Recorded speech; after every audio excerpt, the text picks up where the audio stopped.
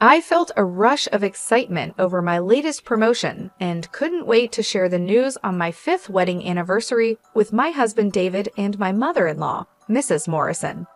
But everything I expected for the night was shattered beyond recognition.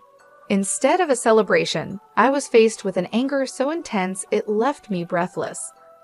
In a shocking turn of events, David stood up and grabbed the anniversary cake, throwing it straight onto my head, leaving me drenched and stunned. At that moment, a fierce determination ignited within me. I knew I had to leave this toxic relationship, but I couldn't just walk away. I wanted revenge. Just a few weeks later, my life began to change in ways I never anticipated.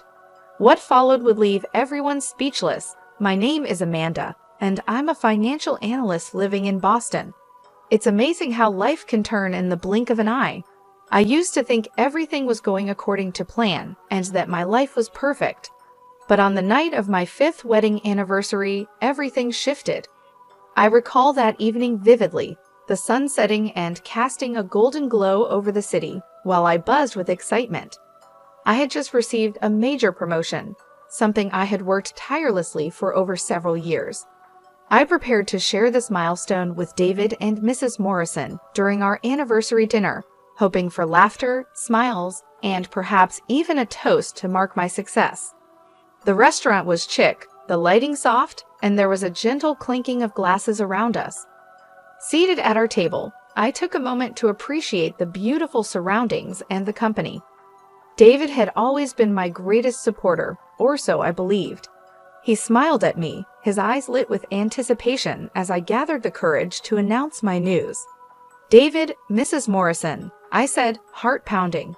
"I have some fantastic news. I've been promoted to senior financial analyst." The words lingered in the air as I waited for cheers, applause, or at least a few congratulatory words. But instead, I was met with a heavy silence. Mrs. Morrison's expression darkened, and a chill ran down my spine. "Is this why we raised him?" She finally spat, her voice dripping with disdain. "To be overshadowed by his wife's career." I blinked, stunned by her reaction. I had anticipated pride, or at least some happiness. Instead, I felt like I had just committed a crime. David shifted uncomfortably in his seat, and I saw the conflict in his eyes. He wanted to support me, but he was caught between me and his mother. "Mom, it's great news for Amanda. We should be celebrating her achievement," he said weakly, but his voice lacked conviction. Mrs. Morrison wasn't finished. "What about starting a family, Amanda? Do you think a promotion can replace the joy of children?" Her words were a sharp blade, cutting deep, and I felt a wave of anger rise. I took a steadying breath, struggling to keep my composure. "I believe I can balance both my career and family, Mrs. Morrison. This promotion means a lot to me." David looked down at the table, avoiding my gaze. "Amanda, maybe we should consider what Mom's saying," he murmured, his tone cool and distant. My heart sank. This wasn't the supportive partner I thought I had married. "I can't just quit my job to meet your mother's expectations," I replied, trying to keep my voice steady. "I deserve respect for my hard work." The tension grew thick, and I could feel the eyes of other diners on us. David's demeanor shifted, and I saw the frustration building. "You're being unreasonable, Amanda. You're my wife, not my competitor. Why can't you see that?" His words stung, even more than any physical pain could. "This isn't a competition, David. I'm trying to share my success with you," I replied, voice trembling, tears threatening to spill. Mrs. Morrison leaned in, her gaze piercing. "You need to think about what's best for this family, not just your career ambitions." I felt trapped. "This is who I am, and I won't give it up, not for anyone," I snapped, anger and desperation fueling my words. I was fighting for more than just my career. I was fighting for my identity. David stood abruptly, his body tense. "You just don't get it, do you? You're putting your career above everything else. Marriage is about sacrifice." In that instant, I saw his mother's influence twisting his perception of our marriage into something suffocating. I had always believed we were a team, but now I felt like a stranger in my own life. Sacrifice shouldn't mean losing yourself, I retorted, my cheeks burning. I deserve to have my dreams too. The argument reached its peak, and in a shocking moment, David reached for the cake and, in a blind rage, threw it directly onto my head. Gasps echoed around the restaurant, silencing conversations. I stood there, covered in cake, feeling humiliated. For a moment, the world seemed to freeze. My heart pounded, and I felt the betrayal sting more than any physical pain. As I stood there, tears streaming, I realized this was a turning point.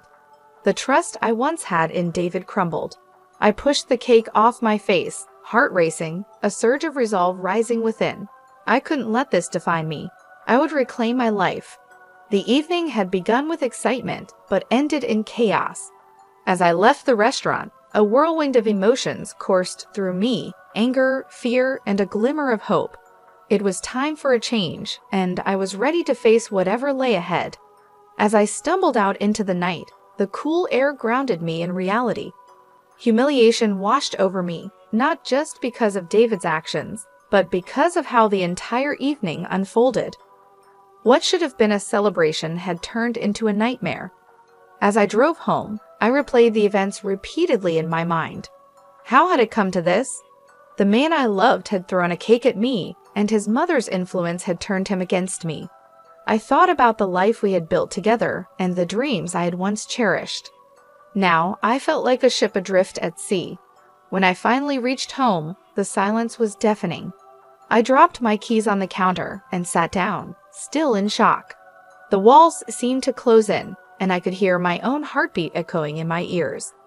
I pulled out my phone and stared at the screen. No messages from David, no apologies, no concern, nothing. I called my closest friend and colleague, Emma. I needed someone to talk to, someone who would understand. After a few rings, she picked up. "Amanda, is everything okay?" Her voice was filled with worry. "No, Emma, it's not. You won't believe what just happened," I stammered, my voice trembling. "What happened? Are you all right?" she pressed. I took a deep breath, steadying myself. I announced my promotion at our anniversary dinner, and everything spiraled out of control. Mrs. Morrison lashed out, and then David, he threw the cake at me, I whispered, disbelief still coloring my tone. A heavy silence hung in the air for a moment. "Oh my God, Amanda, are you hurt?" she asked, alarm rising. "I'm fine physically, but emotionally, I don't know.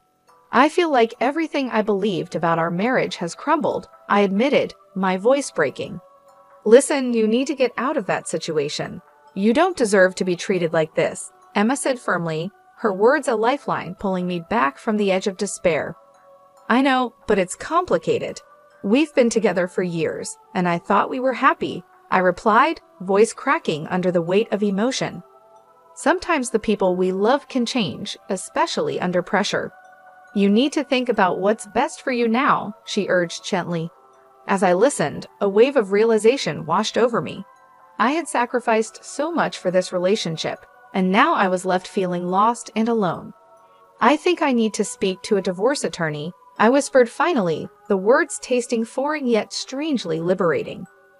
"Do it. I'll be here for you every step of the way," Emma assured me. "You deserve happiness." After hanging up, I felt a mix of fear and determination. The thought of taking that step terrified me, but it was also empowering. I knew I had to reclaim my life, and that meant making hard choices. The next morning, I woke up with a heavy heart, but a clearer mind. I called a divorce attorney recommended by Emma. "Hello, my name is Amanda. I need to file for divorce," I said as soon as the call connected. "Understood. Can you come in this afternoon to discuss the details?" the attorney replied. "Yes, I'll be there," I responded, hanging up with a sense of resolve. I was taking control one step at a time. At work, I tried to maintain a sense of normalcy, but I felt the weight of the previous night's events pressing down on me. My boss, Mr. Davidson, noticed my distraction during the morning meeting. "Amanda, is everything all right? You seem a bit off today," he asked gently. "I'm dealing with some personal issues, but I'll manage," I replied, forcing a smile. You know you can talk to me if you need to," he offered, his tone warm and understanding. "Thank you, Mr. Davidson. I appreciate it," I said, feeling grateful for his support. It was comforting to know I had allies at work. Later that day, Emma surprised me with lunch. "I thought you could use a break," she said, sliding into the chair across from me. "How did the meeting with the attorney go?" "I haven't gone yet," I admitted. "I'm nervous about what's next." "Just take it one day at a time. You're stronger than you think, Amanda," she encouraged. Her words sparked a tiny flame of hope.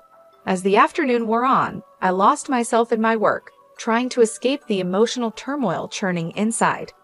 I focused on numbers, spreadsheets, and analysis, anything to keep my mind occupied. Finally, it was time for my appointment with the attorney.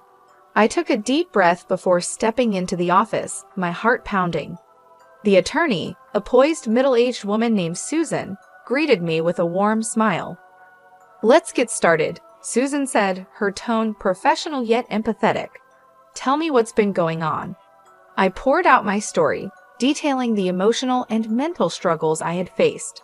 As I spoke, a sense of empowerment grew within me. I wasn't just a victim anymore, I was taking action.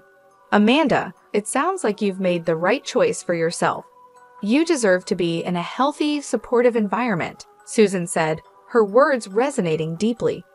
After our meeting, I left the office feeling a mix of anxiety and exhilaration. I had taken a significant step toward reclaiming my life. The path ahead would be challenging, but I was ready to face it. I would no longer be defined by someone else's expectations. I would find my voice, my strength, and my freedom. The weeks following that anniversary dinner were a whirlwind of emotions and hard decisions. After meeting with Susan, my divorce attorney, I began the grueling process of separating my life from David. Each day felt like a tug of war between dread and hope, a battle between my fears and my determination to reclaim my identity. At work, I immersed myself in projects, driven by my fresh promotion. I wanted to prove myself, not just to others, but to myself. Mr. Davidson continued to check in on me. "Amanda, you're doing exceptional work. If you ever need to talk, I'm here," he said one afternoon. "Thank you, Mr. Davidson. I appreciate your support," I replied sincerely. One evening, Emma texted me, "Let's celebrate your new beginning. Drinks this weekend?" Her message made me smile. I needed an escape and a chance to feel normal again. "Absolutely. I could use some fun," I replied, excitement bubbling within me. That Saturday, we met at a lively bar downtown. The atmosphere was welcoming, and I felt a rush of energy as I walked in. Emma waved from a corner table, and I joined her, feeling the weight of the past few weeks begin to lift. "Cheers to new beginnings," Emma exclaimed, raising her glass. "To new beginnings," I echoed, clinking my glass against hers. We chatted about work, my promotion, and the future. I revealed my plan to start a mentorship program for young women in finance.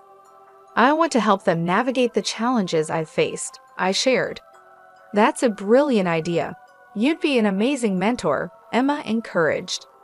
As the evening went on, I felt lighter and more like myself again. I was rediscovering my passions and dreams. The laughter and connection with Emma were exactly what I needed to reignite my spirit.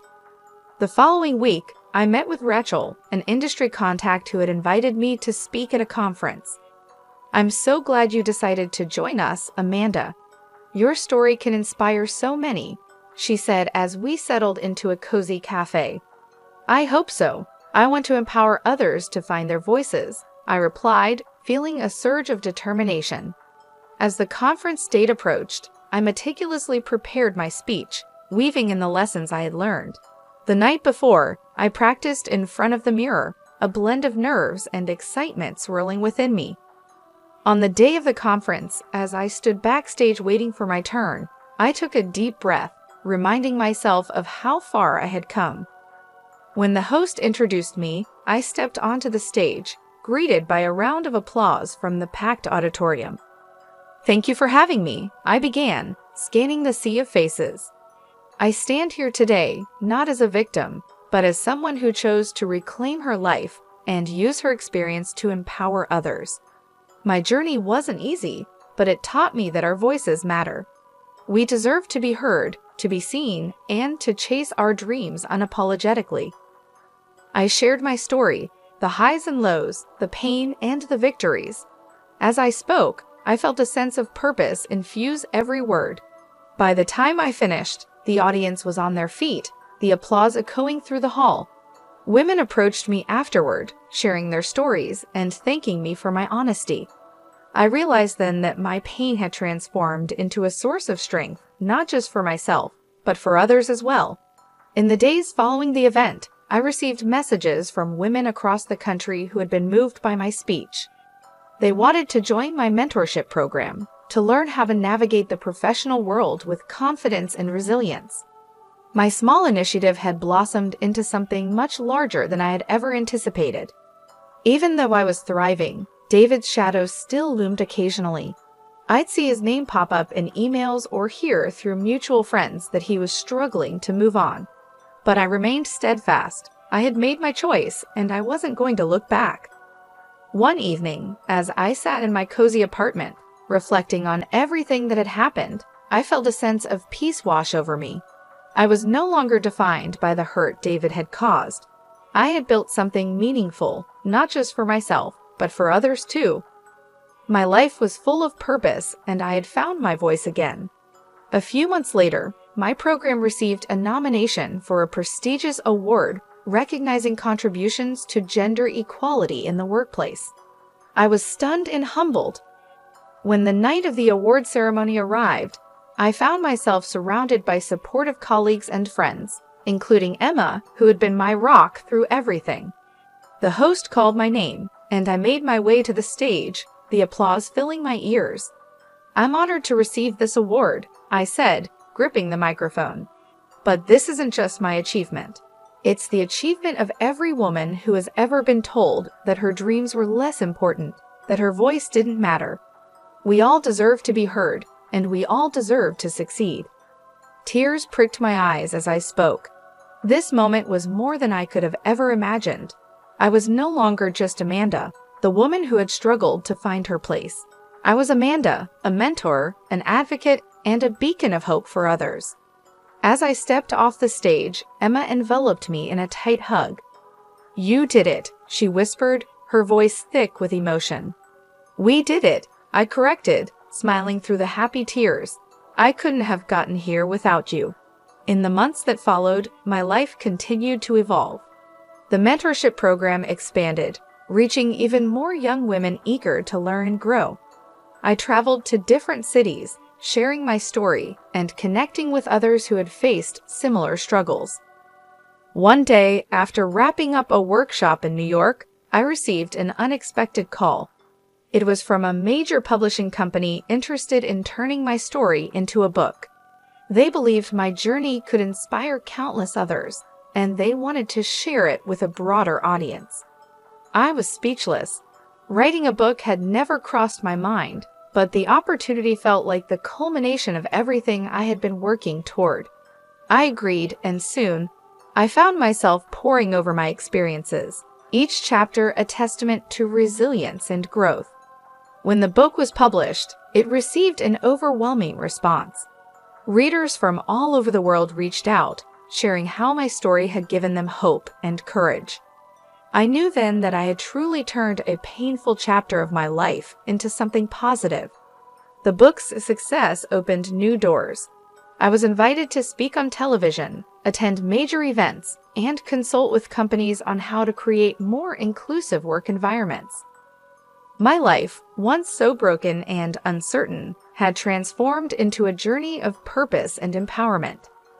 Years passed, and one sunny afternoon, as I stood in front of a room filled with eager young women at a mentorship event, I realized how far I had come. The woman who had once been humiliated and cast aside was now a symbol of resilience.